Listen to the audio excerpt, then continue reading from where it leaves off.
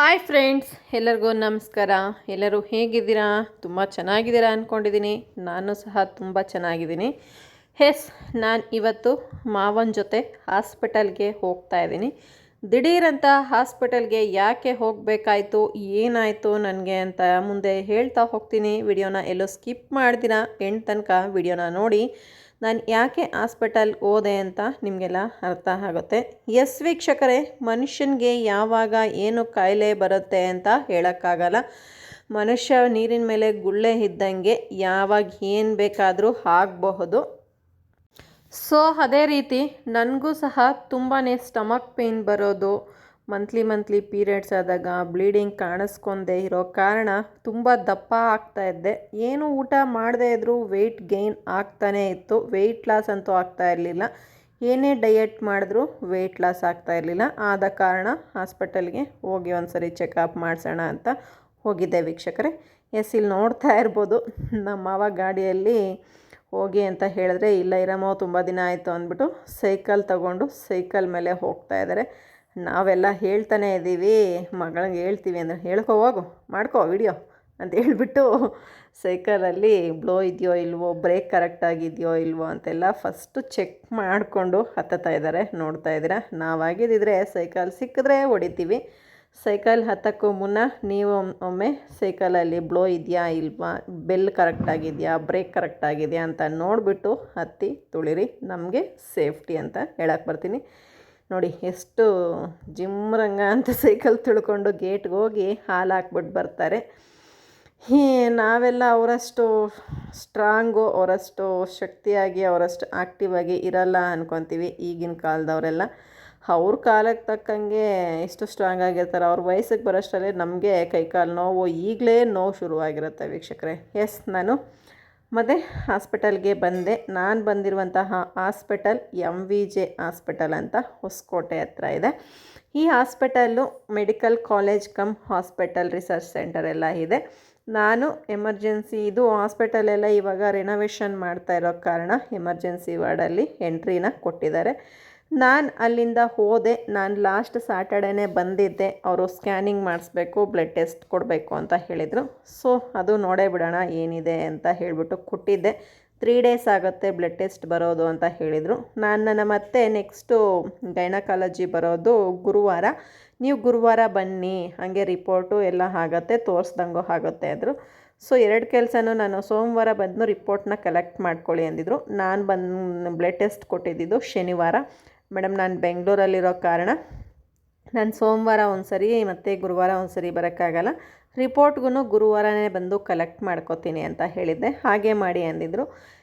ನಾನು ಮತ್ತೆ ಗುರುವಾರ ಬಂದೆ. ನಾನು ಏನು ಪೇ ಮಾಡಿದ್ನೋ ಆ ಬಿಲ್ನ ತೋರಿಸಿದ್ದಕ್ಕೆ ಅವ್ರು ಈ ಕಡೆ -2 ಅಲ್ಲಿ ಬಯೋಕೆಮಿಸ್ಟ್ರಿ ಲ್ಯಾಬ್ ಇದೆ, ಆ ಲ್ಯಾಬಲ್ಲಿ ಒಂದನ್ನ ಕಲೆಕ್ಟ್ ಮಾಡ್ಕೊಳ್ಳಿ, ಇನ್ನೊಂದು ಆಪ್ಥಮಾಲಜಿ ಲ್ಯಾಬಲ್ಲಿ ಕಲೆಕ್ಟ್ ಮಾಡ್ಕೊಳ್ಳಿ ಅಂತ ಹೇಳಿದ್ರು. ಸೊ ನಾನು ಮತ್ತೆ ಬಂದೆ. ಇದು ಇವಾಗ ಸದ್ಯಕ್ಕೆ MVJ ಹಾಸ್ಪಿಟಲ್ನ ಎಂಟ್ರೆನ್ಸ್ ಈ ಥರ ಇದೆ. ಆ ಕಡೆ ತುಂಬ ಚೆನ್ನಾಗಿತ್ತು ಎಂಟ್ರೆನ್ಸ್ ಎಲ್ಲ. ಇವಾಗ ರಿನೋವೇಷನ್ ಮಾಡ್ತಿದ್ದಾರೆ ಅಂತ ಹೇಳಿದ್ನಲ್ಲ, ಸಾರಿ ಫೋನ್ ಬಂದಿದ್ದಕ್ಕೆ. ಆ ರಿನೋವೇಷನ್ ಮಾಡ್ತಾ ಇರೋದಕ್ಕೆ ಈ ಕಡೆ ಎಂಟ್ರೆನ್ಸ್ನ ಕೊಟ್ಟಿದ್ದಾರೆ, ಔಟ್ ಪೇಷಂಟ್ ಡಿಪಾರ್ಟ್ಮೆಂಟ್ ಅಂದ್ಬಿಟ್ಟು. ನಾನು ಬಂದಿದ್ದೀನಿ. ಇವಾಗ ಈ ರೂಮ್ಸ್ ಎಲ್ಲ ಚಿಕ್ಕದಾಗಿದ್ದಾವೆ. ಮೊದಲು ರೂಮ್ಸ್ ಆಗಿದ್ರೆ ದೊಡ್ಡದಾಗಿತ್ತು. ಈಗ ಕನ್ಸ್ಟ್ರಕ್ಷನ್ ಮಾಡ್ತಾ ಇರೋ ಕಾರಣ ಫುಲ್ ಕಂಜೆಸ್ಟೆಡ್ ಆಗಿದೆ ಸ್ಪೇಸು.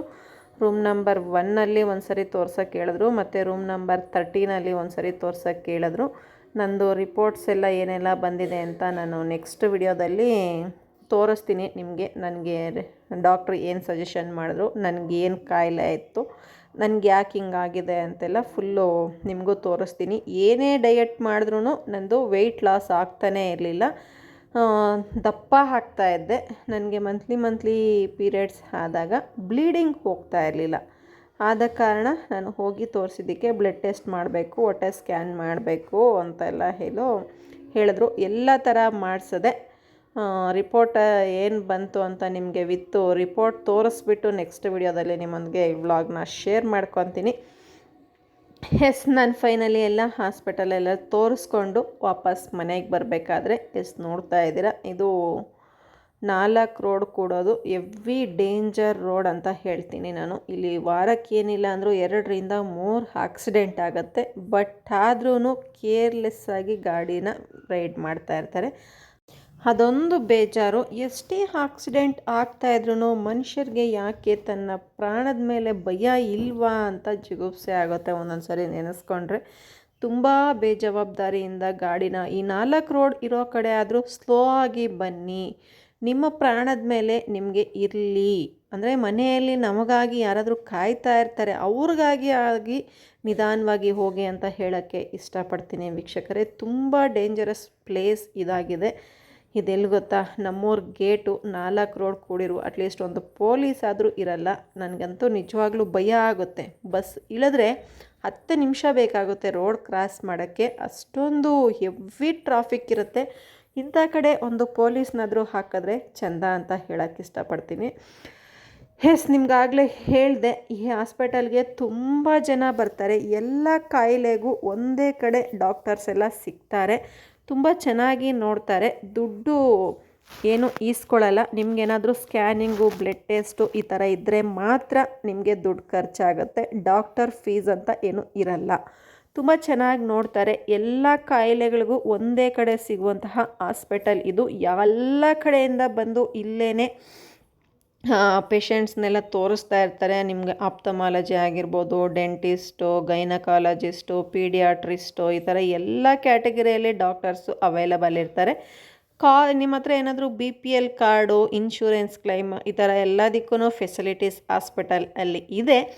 ತುಂಬ ಚೆನ್ನಾಗಿ ನೋಡ್ತಾರೆ ಅಂತ ಹೇಳೋಕ್ಕೂ ಇಷ್ಟಪಡ್ತೀನಿ. ನಾನು ನನ್ನ ಮಗನಿಗೆ ಡೆಂಟಿಸ್ಟಲ್ಲಿ ಇಲ್ಲೆಲ್ಲ ತೋರಿಸಿದ್ದೆ. ನಾನು ಒಂದು ಸರಿ ಹಲ್ಲಿಗೆ ತೋರಿಸಿದ್ದೆ, ಮತ್ತು ಜ್ವರ ಬಂದಾಗ ತೋರಿಸಿದ್ದೆ. ನನ್ನ ಮಗಳಿಗೆ ಕಣ್ಣಿಗೆ ಗಾಯ ಆಗಿತ್ತಲ್ಲ, ಆವಾಗೂ ಇಲ್ಲೇ ತೋರಿಸಿದ್ದೆ. ನಾನು ತುಂಬಾ ಇಲ್ಲೇ ಹೋಗ್ತಾ ಇರ್ತೀನಿ. ಯಾಕಂದರೆ ಎಲ್ಲ ಡಾಕ್ಟರ್ಸು ಒಂದೇ ಕಡೆ ಸಿಗ್ತಾರೆ, ತುಂಬ ಚೆನ್ನಾಗಿ ನೋಡ್ತಾರೆ, ತುಂಬ ಪೇಷನ್ಸಿಂದ ನೋಡ್ತಾರೆ.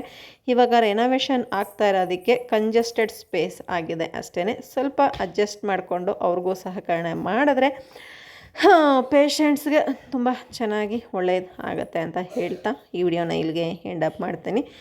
ನೆಕ್ಸ್ಟ್ ವಿಡಿಯೋದಲ್ಲಿ ನನಗೆ ಏನು ಹೇಳಿದ್ರು ಡಾಕ್ಟ್ರು ಅನ್ನೋದನ್ನು ನಿಮ್ಮೊಂದಿಗೆ ಶೇರ್ ಮಾಡ್ಕೊತೀನಿ. ವಿತ್ತು ಸ್ಕ್ಯಾನ್ ಮಾಡಿದಾರಲ್ಲ ರಿಪೋರ್ಟರ್ಸ್ನೆಲ್ಲ ತಗೊಂಡು ಬರ್ತೀನಿ ಅಂತ ಹೇಳ್ತಾ ಈ ವಿಡಿಯೋನ ಇಲ್ಲಿಗೆ ಎಂಡ್ ಮಾಡ್ತಾಯಿದ್ದೀನಿ.